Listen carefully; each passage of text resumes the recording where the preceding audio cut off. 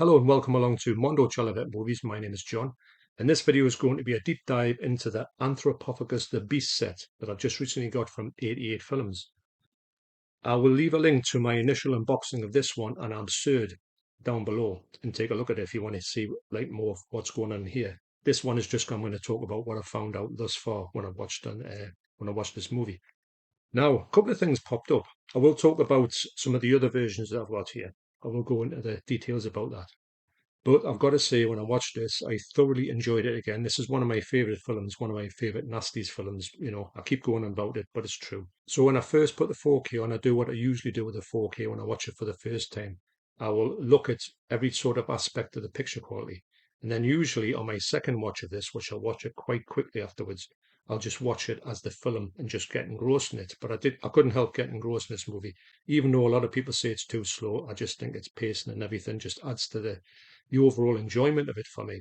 So when I put this, I will put screenshots up and I'll talk about the 4K on here. Now the 4K on here is shot in 16mm, so this will never look brilliant, but it is the best that this has ever looked. I went back and had a look at the other previous ones I've got just to check out and see what they're like. And this is by far the best. So when you go looking at this film, you've got to look at it from the Anthropophagous The Beast view. And yeah, so I went and looked at the extras as well. I haven't watched the extras, but I went and compared them with previous releases. So I will say, in my opinion, this is the best version of Anthro we have so far. I don't think that we'll get a better version of this.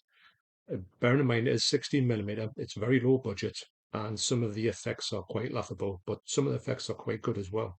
When I first put it on, there was a high level of grain. Now, the other pictures qualities, they are grainy. It's always been a grainy film.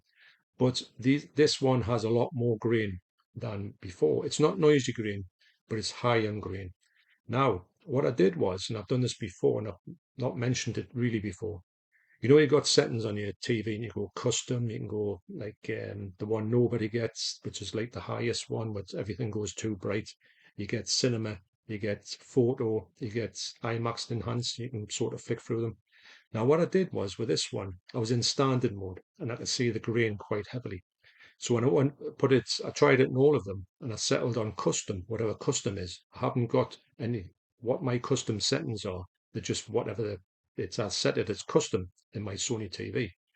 So when I put it on there, the grain level was reduced and I found the grain level to be much more like you couldn't see it that much. You could see it, but it wasn't as noticeable as it was when it was in that other mode. So if you've got this one, you might want to flick through your TV and see if you've got a mode which makes this look better. I don't do this on any other films, but I think the ones that have got the higher grain, I will start flicking through and see if there's one that appeals to the grain and makes this more enjoyable. I mean, I enjoyed it anyway. I would have enjoyed it the other way, but I just thought I would just try it out and see what it was. And I do think it helped in my viewing experience. So that's a note to grain haters.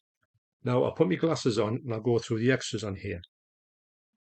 Now what I found out is the extras are on the Blu-ray, and the Blu-ray itself looks equally as good, and the grain is a bit less. I've always thought the grain is higher on a 4K because obviously you get a boost in resolution. And I do think that the Blu-ray has got less grain. So if if you're out there buying the Blu-ray, you will probably see a less grainy picture. Although you can definitely see that the colors, the sharpness are less on the Blu-rays, obviously. So the features on here is a brand new 4K remaster from the original negatives presented in ultra high definition, 1:6 aspect ratio. It kind of fills up the whole TV, more or less. It's presented in Dolby Vision high dynamic range HDR10 compatible. Now that means to me that the black levels, and there's a lot of black in this movie, the black levels in here look really good for me. An audio commentary by Eugenio, pardon me for these pronunciations, Eugenio Ecolani and Nanni Coveretti. Now we don't get any on the previous ones, you don't get any commentaries. You get Resurrecting the Monster, an interview with Dario Germani, which isn't on anything else. Now, I'm going to say there might be on some other releases of Anthro, but nothing that's to do with 88. The Sacrificial Lamb, an interview with Zora Corora. That's not on them ones. The Grim Reaper, an interview with Luigi Montefiore, who is Anthropophagus. And I don't think there's a long interview on here, and I think some of it might be on another one, but I think there's fuller one. There's definitely ones on here that aren't on the other ones. Joe, the Monster in Me, an archive interview with Luigi Montefiore. Now, I think that might be the one that's longer on here, and it's on another one, but a bit shorter. Deleted scene with introduction by Eugenio Ercolani, and I don't think that's, you do see the deleted scene on the other ones, but you don't get that intro that tells you why this scene was taken out. And you get a visual essay by Eugenio Ercolani, which I watched it and I thought that was brilliant. That goes into loads of details. So then you get trailers and stuff like that. So I think that all the extras on here, in my estimation, are all brand new, even though it doesn't say the brand new, and usually it does say new, new, new. It doesn't say it on here. So I think for this release, and I mean, obviously, if you can get your hands on this, I do say get this one because it's a bit extra money, but you get so much for your stuff. It's just absolutely amazing. Do check out that link if you want to see more to do with that. I'll go through the whole thing. But on the standard one, which is basically this with a slip cover on, and I also think from Craig Burton got in touch with us and said that the standard one doesn't have the poster in, apparently, which it isn't that good really when you think about it. You're still paying £30 for it. It's still big bucks, even though this was £40. It's still a lot of money, and you don't get a poster, which I think isn't a bit, like not that great, but it is what it is, I suppose. So yes, so thoroughly recommend this. Can't recommend it enough. I love this movie. It's not everyone's cup of tea. I do urge you, if you get this movie, do try it a few times. Don't just say I didn't like that one, because when I watched it first time round, I did like it, but I didn't think much of it. Every time I watch it, I always think more of it. Than this watch, I thought even more of it. Now, there's a few things I want to go into when I talk about the other releases here. First up, I'm going to go way back and go and say a big thank you to my good friend Carl Morris, who sent me this one. This is the German release. Now, on this one, what you've got on here, you've got a few extras on here. And you do get the Super 8 version, which is about 35 minutes or 31 minutes, like a truncated version of Anthro, which is really strange to see. But if you're not a fan of watching a movie that's like a bit long, well, you think it might be a bit long and boring, watch that one. Although 31 minutes is a bit of a cut down one, but it's got the gore in it, which is it's just a really and it's got audio as well. It's bad quality, but it's amazing to have that artifact. And you do get two cuts on here. You get the original cut, and you also get the US cut, which is called the Grim Reaper. Now, the Grim Reaper, I did watch that one, and it's shorter and shorter because it's cut. Now, fair enough, it might have cut some of the sort of talking and the scenes where they're just talking to each other. But what it does is it does actually take out the gore scenes as well. There's quite a few gore scenes. Obviously the scene that this is noted for, what he eats on it, that's taken out in its entirety, and also the ending as well is literally gone. You do see it end, but you don't see any of the stuff that you see in the original ending with the uncut version. So that's quite. I knew it was cut, but I didn't know it was cut that much. So that's quite an interesting one to have.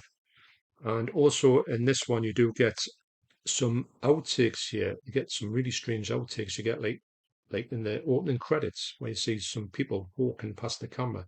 You get about a second of them walking past that you don't see in the other one.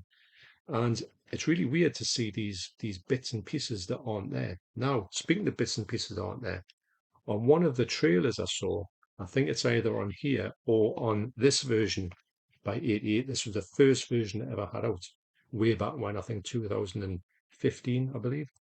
It's one of the earliest ones, is spine number 7. And when you see, I don't want to go into too many details if you haven't seen this movie, but there's a scene where in the trailer, you see this scene where someone's getting pulled through a roof. Now, where they're getting pulled through the roof, in the trailer, you see a different outcome than you do in the actual movie. It's completely different. So there's a missing effect, which looked quite good actually, when you see someone's skin literally getting pulled off the face. You don't see that, or you see it differently in the actual film. And you don't. I looked through all of the movies here. I looked at that scene to see all the versions. Have they got that scene in as that where the trailer showed you, but they don't. So that's a really weird one. Also, as well, if you see the bit on the boat where the woman who's left alone on the boat, who there's a fella who's like the captain of the boat, he goes overboard. Try not to get a spoiler in here, but anyway, she pulls this bucket up and there's a head in a bucket. And you know, it's amazing. She pulls the bucket up. She's not looking in the bucket. She's looking all around, and then she actually, because she's got to hurt her foot, so she puts her foot in the bucket and steps on the head that's in there. But on two of these versions, and when I looked at it, I think it's maybe on the Grim Reaper as well. I think, hang on a minute. When I saw it on this version here, and also this one, you see a different perspective of the head in the bucket. It's looking straight at you. But on this other one, which I'm sure it's this one, it's looking away. It's the same scene, but the head's in a different position. And I was like, this is strange. So that to me has been filmed twice and it's been put in a different one. So I found that quite fascinating. It's the first time I noticed it when when I watched the Grim Reaper cut, I thought, hang on a minute, this is the head's in a different position. It was really stood out to me, which is a bit strange, but I just thought I'd mention it. So this one here was the first release, and this one has got an amazing, and I mean amazing, extra on here called 42nd Street Memories: The Rise and Fall of America's Most Notorious Block. Now it's pretty much that's all that's on it, but it's an hour and 21 minutes, and I tell you what, it's a fascinating documentary about 42nd Street. It's got all the people on that who made movies in 42nd Street, Bill Lustig and all the crew. It's amazing. And this one, it must have had some rights issues because it's never appeared on anything else. So if you want that one and you see this knocking around for a cheap price, now do know that you've got to look at that cover. It's got no slipcover, this one. And you will see it on there that it's part of the extras. So if you're looking around, you see it in the CX and you're interested in that documentary, do pick it up if you can. Because I wouldn't get rid of it anyway because it's part of this collection. But it's an amazing thing to have, and maybe people might not know because a lot of these things haven't been put onto the next this here.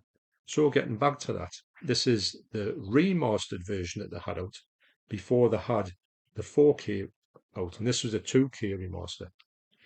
Now I think it was a 2K scan, and it says extensive color correction. Never before seen deleted scene. That's the one where I don't know why it was taken out. And obviously that documentary, the little clip said, we don't know why this was taken out because it's like part of the movie.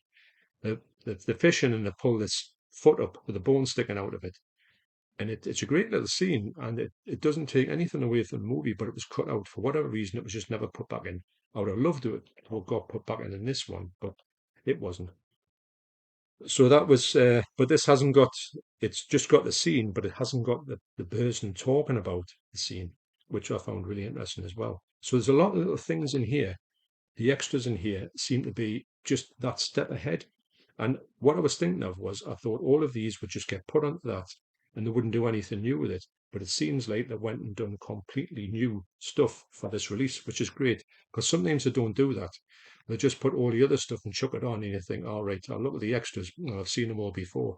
Nothing new to me, but I can't wait to get stuck into them because they do seem to be a lot different and more up to date and really fascinating. Actually, a lot of talking about the stuff that I want to know about this movie. Plus, you've got commentary on there as well, so you can really get stuck into that, which it hasn't got in the other films. You also get in here, you get the Eastman Chronicles, a 2017 interview with Luigi Montefiore. Now, I do think that that one is not on there at all, and it's strange that that one hasn't come up. Again, you would think that this isn't too far. I think this is, I'm going to guess at about 2018 maybe. So why was this like left off? I don't know. Probably rights issues. And also you get a film historian, Alessio Di Rocco featurette. Now that's a really good one as well. This bloke's only a short one, but he's going into talking about pretty much behind the scenes stuff, which I really like to know about, especially like movies like this that's kind of long forgotten about in history, but then it's brought back to life, and you think, yeah, I need to know more about it. This is the type of movie that I do like to watch the extras on. Some of the ones you get, the new ones, you just think, I'm not really interested about what films just come out, but I do really want to know about that. So you had your first one there. I mean, the DVD that's on here, it does look pretty good. It doesn't look bad at all. I mean, yes, it looks like a DVD and it's not great quality. The dark levels on here let it down actually because sometimes you can't see what's going on. But in essence, it's not a bad version of it. This first one from Anthropophagus, this first one from '88 is a solid one actually. It's not bad at all, but it does look a little bit washed out compared to the other ones. This one here looks like the colours have been corrected and have been brought to life a little bit more. And this one was a definite upgrade from that one before there. But the ultimate one that's just been released here, the 4K, I think is probably the best this is ever going to look. And I do think that if you want to get the best one, and it's got a Blu-ray in here, it's got basically everything you want with loads of extras. But bearing in mind, there's a few extras that you can't get that aren't on this one. You might have to get ones if you want to complete your Anthropophagous The Beast collection. I don't know if this has been released anywhere else in the world. I can't really think. It must have been, but I can't really think of anything coming across from the American or anything like that. On my travels, I never come across it. In like a new version, like a Blu-ray or a 4K, you know. But I think this is the only one we've got for the moment. But I will say that in my estimation, this is an absolutely. I love this film, love this presentation, and I really hope that 88 start doing more of these. Now, I hope they don't go back and do the ones that they've already done, like House on the Edge of the Park. They've done a good version of that, a brand new 4K. Now, I really hope they don't go and do a version of that. Of course, I will want to get it, but I think that we need to move on to some of the older ones when I go and pick some other ones, some of the nasties here. There's a couple there that could do, and maybe bring them out in this amazing fashion, or get a brand new one that hasn't been released at all. But I do think that this version is probably the one of the best versions I've seen as a video nasty, especially on 4K, and the packaging is just immense. So I will be coming back very soon. I'm going to watch Absurd now, which is over there, and I'm going to do a sort of deep dive into that. I will compare it to the one that's over there, the Blu-ray. But for me, it's so interesting to go back to these previous ones and Anthro, because it's, to me, it's one of my favorite films that I keep saying, just can't get enough of it. So thanks for watching. You take care, and I'll see you on the next video. Cheers.